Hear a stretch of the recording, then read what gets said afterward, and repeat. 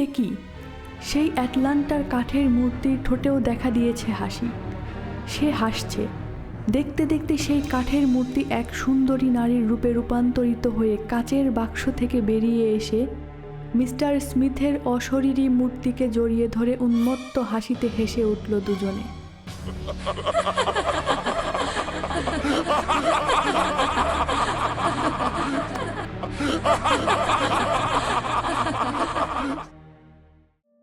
Reel and read with Taslima থেকে আজকে শুনবেন আলফ্রেড হিচককের লেখা ভৌতিক গল্প পরলোকের হাতছানি।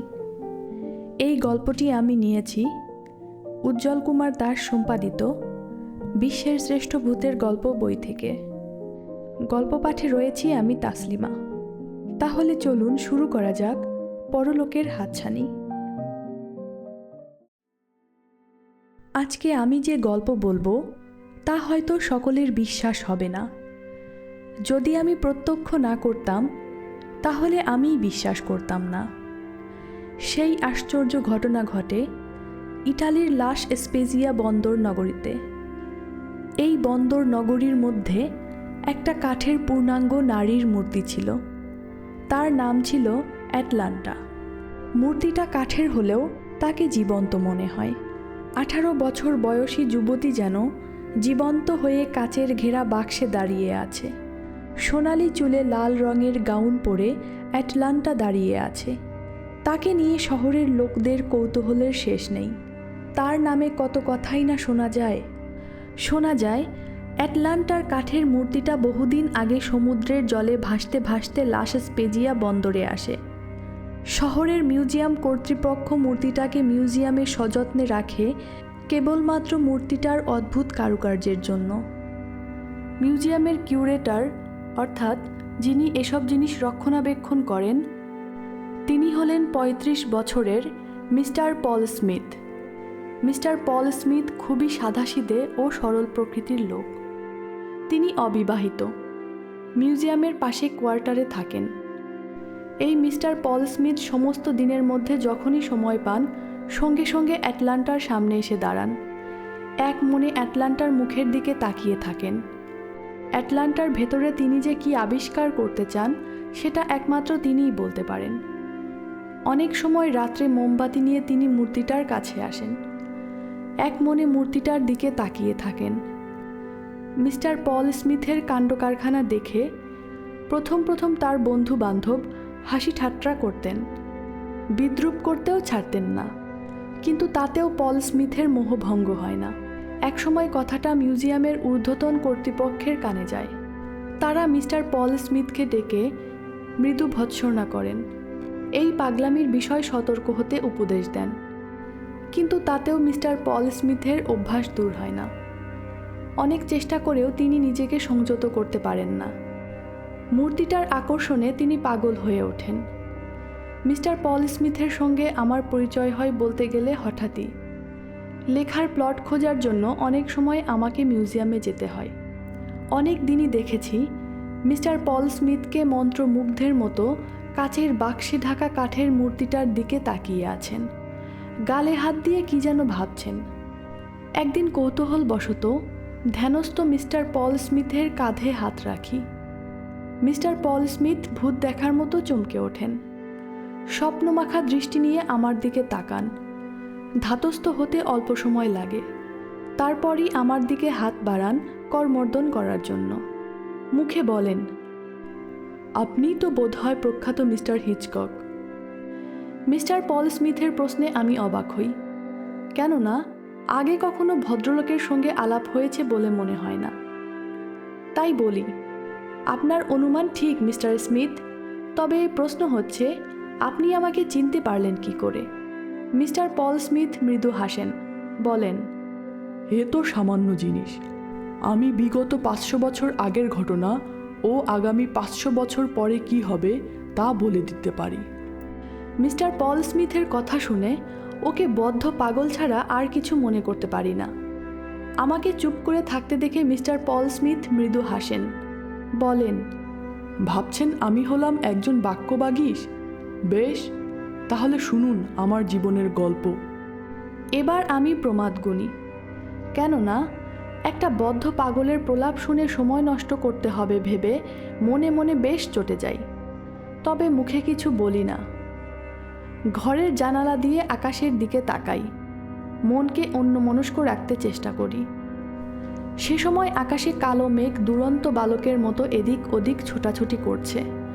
প্রচণ্ড বাতাসের ছোঁয়ায় সাগরের জলে ভীষণ গর্জন হতে শুরু করে।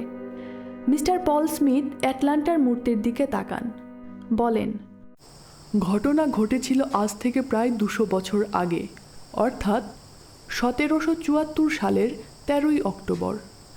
অ্যাটলান্টাকে আমি সবে বিয়ে করি। তার রূপের কাছে আকাশের চাঁদের আলো যেন ম্লান হয়ে যায়। প্রমোদ ভ্রমণের জন্য অ্যাটলান্টাকে নিয়ে আমি প্রমোদ তরী সমুদ্রের জলে ভাসাই। দেখতে দেখতে কয়েক মাস আমাদের আনন্দের মধ্যে দিয়ে কাটে, কিন্তু এত আনন্দ আমার ভাগ্যে হয় না। একদিন অ্যাটলান্টাকে নিয়ে নিছক নিরালায় বেড়াবার জন্য আমি বনের মধ্যে প্রবেশ করি। দুজনে আস্তে আস্তে হাঁটি। বনের পাখিদের কলরব আমাদের বেশ ভালো লাগে। এক এক সময় অ্যাটলান্টা মন খুলে খিলখিল করে হাসে। তার হাসির মধ্যে আমি যন্ত্রসঙ্গীতের নানান ছন্দের আভাস পাই। দুজনের মন আনন্দের সাগরে ভেসে যায়। হঠাৎ কি যেন অ্যাটলান্টার চিবুক দংশন করে। অ্যাটলান্টা মৃদু আর্তনাদ করে জঙ্গলের মধ্যে মুখ থুবড়ে পড়ে যায়। ব্যাপারটা আমি প্রথমে বুঝতে পারি না। তাকে কোলে করে অপেক্ষাকৃত পরিষ্কার জায়গায় শুইয়ে দিই। ওর মুখের দিকে তাকিয়ে চমকে উঠি। ওর চিবুকের ওপরে পরিষ্কার ক্ষতের চিহ্ন দেখতে পাই। তখনও ক্ষতস্থান দিয়ে রক্ত ঝরে পড়ছে। অ্যাটলান্টাকে ঝাঁকুনি দেই। সামান্য ব্যাপারে অযথা ভয় পেতে বারণ করি, কিন্তু পরক্ষণেই বুঝতে পারি আমার অ্যাটলান্টা আমাকে ছেড়ে অনেক দূরে চলে গেছে। শুধুমাত্র তার প্রাণহীন দেহটা আমার সামনে পড়ে আছে। আমি মাথা নেড়ে মিস্টার পল স্মিথের কথায় সম্মতি জানাই। মিস্টার পল স্মিথ দীর্ঘ নিঃশ্বাস ফেলেন, বলে, এ অবস্থায় আমি ভেঙে পড়ি। অ্যাটলান্টাকে শুধুমাত্র চোখ খুলে কথা বলতে অনুরোধ জানাই, কিন্তু কখনোই যে সে চোখ খুলবে না, ও কথাও বলবে না, তা তখন আমার মাথায় আসে না। যখন সবটা বুঝতে পারি, তখন মনে মনে আমার পরিকল্পনা ঠিক করে ফেলি। অ্যাটলান্টার মৃতদেহ নিয়ে সমুদ্রের জলে নৌকা ভাসাই। এক সময় অতি কষ্টে তাকে নিয়ে আমি মিশর দেশে পৌঁছাই। সেখানে তার দেহটা কাঠের মমি করে দিই। সমুদ্রের জলে ভাসাই। তারপর একদিন সমুদ্রের জলে ভাসতে ভাসতে সে এই বন্দর শহরে আসে। আমিও নতুনভাবে জন্ম নেই এই শহরে। আমার নাম হয় পল স্মিথ। ঘটনাচক্রে আমি এই শহরের মিউজিয়ামে কিউরেটরের চাকরি পাই। জন্মান্তরের পরও আমি অ্যাটলান্টাকে ভুলতে পারি না। কিউরেটরের চাকরি পাবার পর থেকে আমি সবসময় অ্যাটলান্টাকে পাহারা দিয়ে রাখি। মুহূর্তের জন্যও তাকে চোখের আড়াল করি না। মিস্টার পল স্মিথ সাময়িকভাবে চুপ করে গেলেন। মিউজিয়ামের বাইরে প্রচণ্ড জল ঝড়ের শব্দ ভেসে আসতে থাকে। মিস্টার পল স্মিথ দু হাতে নিজের কপাল চেপে ধরেন। মিউজিয়ামের ঘরের মেঝেতে বসে পড়েন। মিস্টার পল স্মিথের কথা এক বর্ণও আমার বিশ্বাস হয় না। সবটাই গালগল্প বলে মনে হয়।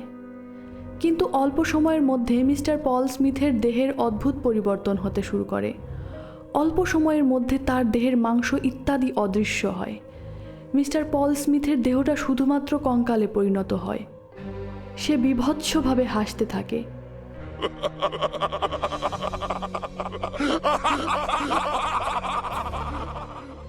কঙ্কালের অট্টহাসির দমকে মিউজিয়ামের দেয়ালের পলেস্তারা খসে পড়তে শুরু করে। চারিদিকে রোমহর্ষ পরিবেশের সৃষ্টি হয়। কিন্তু এ কি? সেই অ্যাটলান্টার কাঠের মূর্তির ঠোঁটেও দেখা দিয়েছে হাসি। সে হাসছে। দেখতে দেখতে সেই কাঠের মূর্তি এক সুন্দরী নারীর রূপে রূপান্তরিত হয়ে কাচের বাক্স থেকে বেরিয়ে এসে মিস্টার স্মিথের অশরীরী মূর্তিকে জড়িয়ে ধরে উন্মত্ত হাসিতে হেসে উঠল দুজনে।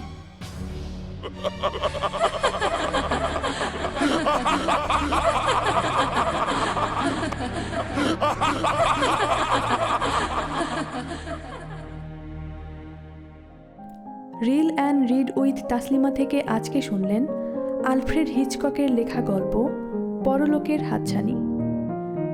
গল্প পাঠে ছিলাম আমি তাসলিমা। নতুন নতুন গল্প উপন্যাস শোনার জন্য সাবস্ক্রাইব করুন রিল অ্যান্ড রিড উইথ তাসলিমাতে। আর লাইক ও কমেন্টে জানাতে ভুলবেন না কেমন লাগলো আজকের গল্পটি।